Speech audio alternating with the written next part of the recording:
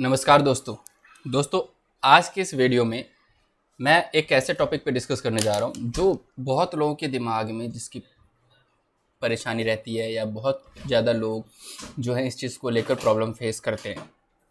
कई बार क्या होता है कि हमें ऐसा लगता है कि भाई हम तो अकाउंटिंग बहुत अच्छे से जानते हैं, हमें अपने फील्ड का काम बहुत अच्छे से आता है, तो उतना ही सफिशिएंट है हमें अपने करियर में आगे जाने के लिए, अपना काम करने के लिए। लेकिन नहीं दोस्तों, एक कॉमन चीज़ है, वो है कम्युनिकेशन स्किल। कम्युनिकेशन स्किल, अगर आपकी कम्युनिकेशन स्किल अच्छी नहीं है ना, तो आप चाहे काम कितना भी अच्छे से कर लो, कितने भी डेडिकेशन से कर लो, आपकी वैल्यू कभी बनेगी ही नहीं। तो सर सवाल ये उठता है कि कम्युनिकेशन स्किल कैसी होनी चाहिए। देखो, इन जनरल कम्युनिकेशन स्किल का मतलब क्या होता है, अगर हम पर्सनल लाइफ में भी बात करें तो कम्युनिकेशन स्किल का मतलब होता है कि एक बंदा अपनी बात बहुत ही अच्छे से किसी सामने वाले को समझा पा रहा है और सामने वाला उसकी हर बात अच्छे से समझ पा रहा है। तो सर कम्युनिकेशन स्किल को बेहतर बनाने के लिए, या एक अच्छा कम्युनिकेशन स्किल, अच्छा कम्युनिकेशन किसे बोलेंगे? अच्छा कम्युनिकेशन तब उसे बोला जाता है जब आप जिन शब्दों का इस्तेमाल, जिन वर्ड्स का इस्तेमाल आप कर रहे हो बोलने में, वो एक यूजर फ्रेंडली हो, फैमिलियर हो लोग उससे, कि भाई ऐसा नहीं कि कुछ ऐसा वर्ड बोल दिया सामने वाला डिक्शनरी में ढूंढ रहा है कि यार पता नहीं क्या बोल दिया इसने।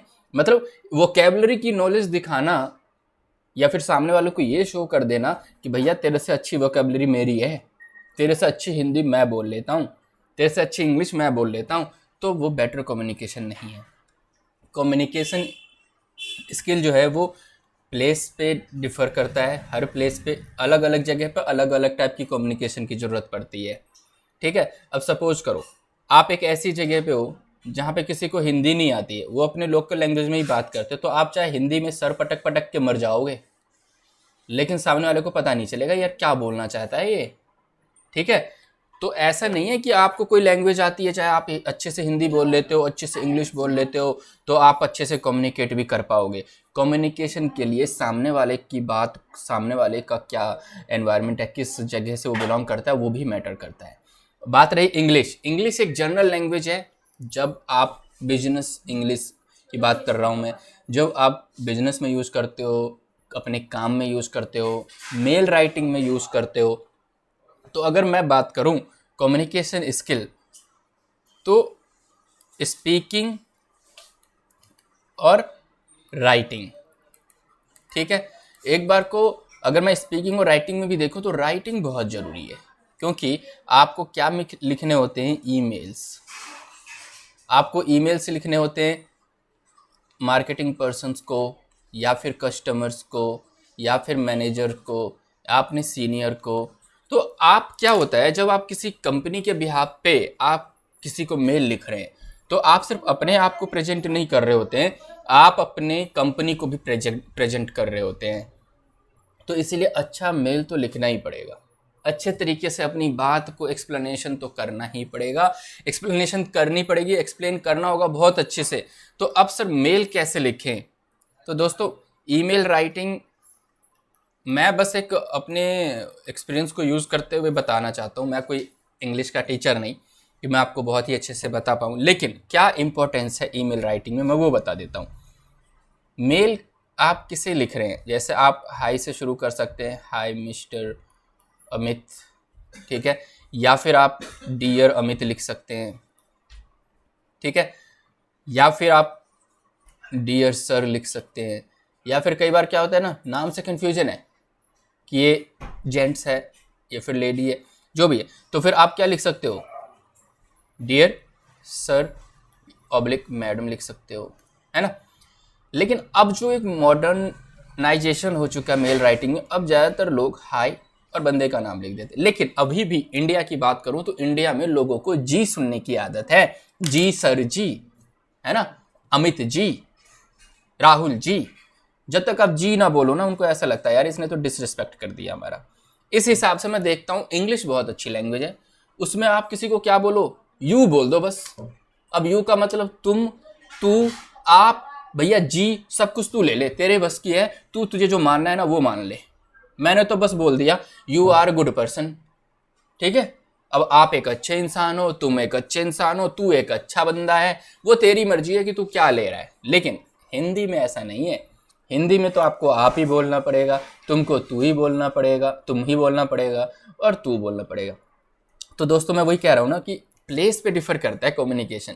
अगर आप किसी इंडियन बंदे को लिख रहे हैं ना, अगर आपने गलती से सर नहीं लिखा, वो बंदा फैल जाएगा वहीं पे, ठीक है। लेकिन आप किसी फॉरेनर को लिख रहे हो तो उस बंदे को तो हाई विलियम, है ना, हाई कैथी, कुछ भी लिख सकते हो, इस टाइप से आप बोल सकते हो, क्योंकि वहाँ पे ये सब नहीं है।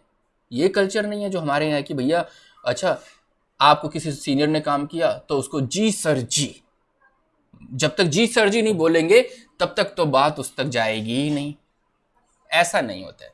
इसीलिए आपको जी सर जी बोलने की भी ज़रूरत नहीं है। अगर आप इंडिया में भी किसी को कम्युनिकेट कर रहे हैं तो आप डियर मिस्टर अमित लिख सकते हैं, डियर सर लिख सकते हैं, ठीक है। इस तरीके से अपनी कम्युनिकेशन शुरू कर सकते हैं। मेल राइटिंग की बात कर रहा हूँ अब। ओके, ये तो बात रही हाई डियर, इस तरीके से वो मैंने शुरू कर दिया। अब बात आती है मेल राइटिंग, बॉडी मैसेज जो आप लिखना चाहते हैं। देखो, मैसेज हमेशा आपका क्लियर होना चाहिए और वो पैराग्राफ बेस्ड नहीं हो। पैराग्राफ में लिखते हो ना तो सामने वाला, अब मान लो कि सामने वाले को आपकी मेल में कोई कन्फ्यूजन है, कुछ पूछना चाहता है वो, तो आपने पैराग्राफ में लिख दिया, पूरी कहानी सजा दी, 10 लाइन हो गई है। और पैराग्राफ क्या पता आप अपने छोटे से लैपटॉप पे देख रहे हो तो वो 15 लाइन में वो पैराग्राफ है, और कोई बंदा बड़ी स्क्रीन पे देख रहा है तो वही 15 लाइन की पैराग्राफ उसके पास 4 लाइन में है। तो अब वो बोल रहा है यार तेरी ना चौथी लाइन में ये प्रॉब्लम है, या चौथी लाइन के बारे में बता, और आप कह रहे हो यार मेरी चौथी लाइन में तो कुछ और लिखा है। आप बोल रहे हो अपनी चौथी लाइन को पढ़ के, क्योंकि आपका छोटा स्क्रीन है ना, छोटा लैपटॉप है। अच्छा सर यहाँ पे तो ये लिखा है, इस कस्टमर की बात कर रहा हूँ मैं। अरे भाई तू क्या बात कर रहा है यार, मेरे पास चौथी लाइन में ये है। कंफ्यूजन हो गई ना। पैराग्राफ राइटिंग को आपको अवॉइड करना पड़ेगा। ऐसा मेरे साथ हो चुका है। जब मैं शुरुआत में मेल डालता था तो मेरे काफ़ी सीनियर ने या मेरे बॉस ने मुझे समझाया कि बेटे तू जो लिख रहा है, बता मैं कौन से पैराग्राफ में किस लाइन की बात करूं मैं तेरे से, मैं गिन के बताऊं तुझे कि 5वीं लाइन या 6ठी लाइन। तो सर क्या करना चाहिए? तो उन्होंने बोला बेटे जो भी आप मेल राइटिंग लिखो ना तो पॉइंट्स में लिखो, 1 2 3 4 5 6। अब मान लो सामने वाला बंदा है, चाहे किसी भी सिस्टम में देखे, मोबाइल में देखे, कहीं भी देखे, वो सीधे बोलेगा हाँ यार अमित 5वें नंबर की बात कर रहा हूं मैं, 5वें नंबर के बारे में बात करते हैं, ठीक है। तो पैराग्राफ को अवॉइड करना पड़ता है। प्लस जब आप शुरू करो, जैसे आप किसी से रिक्वेस्ट कर रहे हो तो फिर लिख सकते हो I would like to request, है ना, I would like to request you to please follow up for the payment, for the payments of the below mentioned invoices.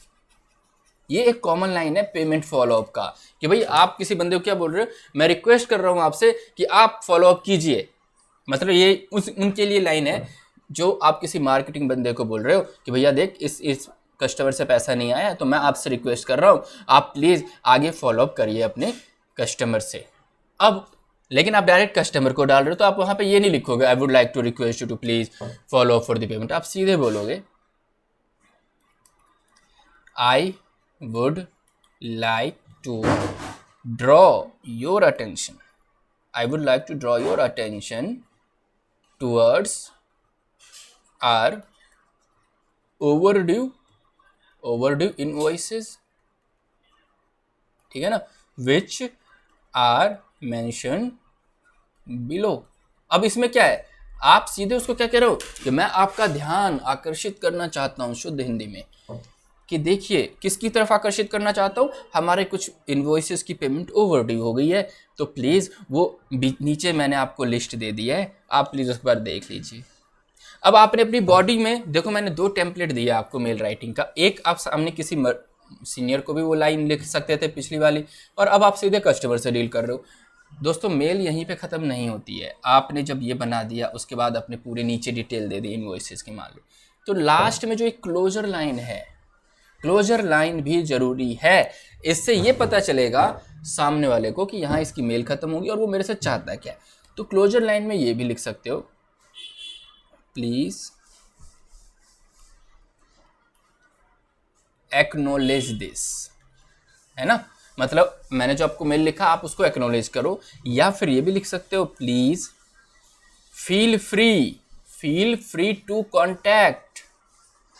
Contact me in case of any query. लोग इतने अच्छे नहीं होते real life में जितने वो लिखते हैं, ठीक है ना। तो इसलिए बच के, आप मान लो किसी बंदे के पास 10 बार फोन कर दिया आपने, 10 बार उससे मिल लिए, लेकिन पैसा नहीं आएगा ना, तो वो 10 बार जो आपने ओरली कम्युनिकेट किया है, लिखित में नहीं किया है, रिटर्न में नहीं किया है, वो बंदा कल होके बोल देगा सर मेरे से तो बात ही नहीं हुई इस बंदे की, और आप वहां पे चुप हो जाओगे, क्योंकि यार सच में ये बंदा मना कर रहा है, क्योंकि झूठे लोगों की तो कमी नहीं है इस दुनिया में, है ना। सतयुग में तो हम जी नहीं रहे, हम कहाँ जी रहे हैं, कलयुग में जी रहे हैं। 10 में से तो 9 लोग झूठ बोलने वाले ही मिलेंगे, तो आपको उससे भी डील करना है, टैकल करना है, अपने आप को बचाना भी है। तो ऐसे लोगों के लिए बनाइए राइटिंग स्किल। आप जितना अच्छा लिखेंगे ना, सामने वाले की उतनी ही फटेगी। तो अब आप ये डिसाइड करो कि आपको डरना है दूसरों से या फिर आपको लिखना सीख लेना है। तो आप लिखित में करो, कोई भी काम लिख के करो यार। तो लोग डरते क्यों हैं सर, लिखना क्यों नहीं चाहते? दोस्तों लिखना इसीलिए नहीं चाहते क्योंकि उनको डर लगता है कि साला कुछ गलत ना लिख दूं मैं, मेरी बेइज्जती हो जाएगी, जो कि इज्जत है ही नहीं है। तो बेइज्जती किस बात की? लिखो ना यार, एक बार गलती होगी, 2 बार गलती होगी, 100 बार गलती होगी। आपने किसी बच्चे को देखा जब वो चलना सीखता है ना, 1000 बार गिरता है वो पूरे दिन में, लेकिन फिर भी वो उठता है। उसको पता है मैं गिर जाऊंगा, लेकिन वो फिर उठता है कि कोई बात नहीं, एक दिन तो मैं चलना सीख ही लूंगा। तो गलती करो यार। मैंने कहीं पे किसी से सुना था कि बेटे जो काम नहीं करते ना, गलती उनसे नहीं होती, जो काम करते हैं तो गलती होती ही है उनसे। इसलिए गलती करने से मत डरो। घर में भी तो हम गलती करते हैं यार, माँ बाप से डांट सुन लेते हैं, लेकिन घर से भाग तो नहीं जाते। पता है हमें रहना तो यही है, खाना पीना तो यही है? राजा है हम इस घर के। तो लेकिन वही चीज जब आप कहीं काम करने की मतलब अपॉर्चुनिटी मिल रही है आपको, तो आप क्यों सामने वाले के सेंटिमेंट्स को देख रहे हो? जी सर जी, हम लिखेंगे नहीं, आपको बोलेंगे नहीं, लिखने में बिलीव करो, है ना। आप जितना लिखोगे आपके जो अंदर जो कॉन्फिडेंस है ना, वो बढ़ता चला जाएगा। 1 लाइन, 2 लाइन, 5 लाइन, 10 लाइन, एक टाइम ऐसा भी आएगा कि आपकी जो लिखावट है वो इतनी अच्छी हो जाएगी कि सामने वाला जब मेल पढ़ेगा ना, तो वो रह नहीं पाएगा बिना रिप्लाई किए हुए। समझ रहे हो? तो ऐसा आप लिखोगे और यहीं से आपकी एक इमेज बनती है। ये जो मैनेजर्स होते हैं ना, वो क्या होते हैं? मैनेजर्स बहुत अच्छे तरीके से बात बताते हैं, बहुत अच्छे तरीके से बात लिखते हैं, और इतने निडर होकर बात बताते हैं, निडर होकर लिखते हैं, क्योंकि उनको पता है वो जो बोल रहे हैं वो बिल्कुल सही बोल रहे हैं। कॉन्फिडेंस है उनको अपने ऊपर। तो फिर आपके अंदर क्यों नहीं होगा वो कॉन्फिडेंस? क्योंकि हमें डर रहता है बेइज्जती होने का। पता नहीं क्यों हमें ऐसा लगता है हमारे पास बहुत इज्जत है। तो फिर मतलब मैं ये खुद पे भी अप्लाई करता हूँ, ऐसा नहीं है, मेरे छोटे भाई लोग भी हैं, मैं उनको भी यही चीज़ समझाता हूँ। अरे यार स्टूडेंट लाइफ है, अपने आप को जब तक अपने आप को आप स्टूडेंट ही समझो। घर पे भी आप पढ़ते थे, आप ऑफिस में काम सीख रहे हो, काम कर रहे हो, यार सीखने वाला एटीट्यूड तो हमेशा रखो। ये मत समझो कि आपको 5 साल का एक्सपीरियंस हो गया तो मैं नहीं सीखूंगा, 10 साल का हो गया मैं नहीं सीखूंगा, 20 साल का हो गया मैं नहीं सीखूंगा। जब तक आप सीखोगे तब तक आपकी ग्रोथ होगी। ठीक है, मैं बड़ी बड़ी बातें नहीं कर रहा, मैं वही चीज़ें बोल रहा हूँ जो मैं देख रहा हूँ इंडस्ट्री में, जिस चीज़ की कमी है लोगों में, आप उसको करो। और आप सिर्फ ईमानदारी से सिर्फ सीखने की आदत रख लोगे ना अपने अंदर, तो आप दूसरों से बेहतर हो जाओगे, दूसरों को पीछे छोड़ दोगे रेस में। ये दुनिया एक रेस की तरह ही तो काम कर रही है, मुझे उसको पिछाड़ना है, मुझे उसको पीछे करना है। आपको किसी को पीछे करना नहीं है, आपको अपने बेहतर बनाना है अपने आप को। आपने अपने आप को बेहतर बना लिया ना, तो सामने वाले खुद पीछे रह जाएंगे। क्योंकि दूसरों को मस्ती करनी है, दूसरों को सीखना नहीं है, दूसरों को बातें बनानी है, दूसरों को टांगे खींचनी है उस बंदे की जो काम सीखना चाहता है, जो अच्छा करना चाहता है, जो लिखना चाहता है, जो सीखना चाहता है। तो खींचने दो उनको, अपना टाइम वेस्ट करना है। आप तो अपने टाइम को अच्छे से यूज़ कर ही सकते हो। तो ये बेसिक इंग्लिश है, आप यहाँ से कोशिश करो, लिखने की कोशिश करो। जितनी बार गलती होगी उतनी बार आप सीखोगे। हाँ, अगर आप ऑफिस में गलती करने से बचना चाहते हो तो घर पे आके लिख लो यार, दोस्तों को लिखो। व्हाट्सएप चलाते हो, फेसबुक चलाते हो, इंस्टा चलाते हो, यूट्यूब चलाते हो, हर जगह लिखो इंग्लिश में। इंग्लिश में कमेंट करना शुरू कर दो, इंग्लिश में दोस्तों से बात करना शुरू कर दो। कम से कम दोस्त गाली देंगे तो बता तो देंगे कि हाँ तू ये गलत कर रहा है, तूने ये गलत लिख दिया है। लेकिन इंडस्ट्री में लोग आपको बताएंगे नहीं, आप पे हंसेंगे, बट आपको उस हंसी से भी फर्क नहीं पड़ना चाहिए। सीधा बोलो यार कोई नहीं, आज तूने हंस लिया है, कल तुझे हंसने का मौका नहीं देंगे, कोई कल हम सीख के आ जाएंगे उस चीज़ को। ठीक है, तो डरने की कोई ज़रूरत नहीं है। और वैसे भी डर के तो नौकरी की जाती है, नहीं सॉरी, डर के बिजनेस किया जाता है, नौकरी नहीं। आप अगर नौकरी कर रहे हो तो डरने की क्या ज़रूरत है यार, एक नहीं तो दूसरी नौकरी मिल जाएगी अगर आपके अंदर टैलेंट है तो। बिजनेस में लोग डरते हैं यार, अपना पैसा लग गया, अपना माल खरीद लिया, अब इसको बेचेंगे कैसे, रात रात की नींद उड़ जाती है बिजनेस में। नौकरी तो बहुत रिलैक्स लोगों के लिए है, जिनको जाना है 8 घंटे काम करना है, 10 घंटे काम करना है और फिर रिलैक्स, फिर अगले दिन सुबह जाना है। ठीक है ना, तो इसीलिए इस तरीके से आप अपनी कम्युनिकेशन को सुधार सकते हैं, ध्यान दे सकते हैं। अगर कोई कन्फ्यूजन हो तो प्लीज़ मुझे कमेंट बॉक्स में ज़रूर बताइएगा, मैं उसमें भी हेल्प करूँगा। तो मिलते हैं नेक्स्ट वीडियो में कुछ ऐसे ही किसी बच्चे की क्वेरी का जवाब देने के लिए। तब तक के लिए good bye friends, take care.